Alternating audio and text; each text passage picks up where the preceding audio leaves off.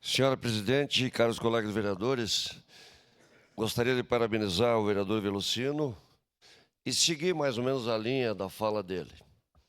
Eu entendo a posição dos colegas vereadores que estão indo para a seara política, o momento é importante, mas eu vejo aí uma confusão.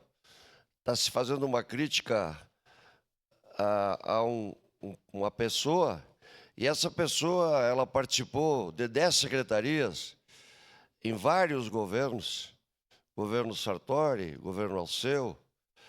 Essa pessoa que é criticada, ela foi indicada pelo próprio PDT a prefeito, não foi bem sucedida naquele momento.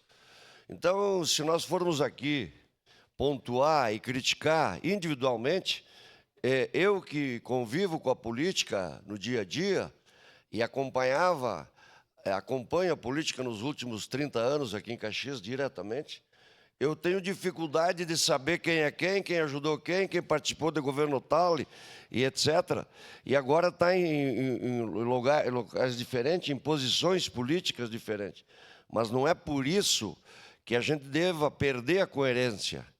Não é por isso que a gente deva se omitir. E, nesse momento, eu me posiciono a favor desse projeto, porque a festa da uva é maior de qualquer discussão.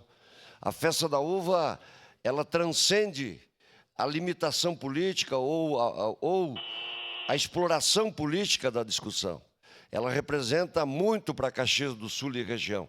E eu votei a favor do subsídio, enfim, do aporte de dinheiro para a Festa da Uva, e faria sempre, independente do governo, porque para mim é um investimento, e sendo investimento o retorno é bem maior do que o valor aplicado. Era isso, muito obrigado, voto sim.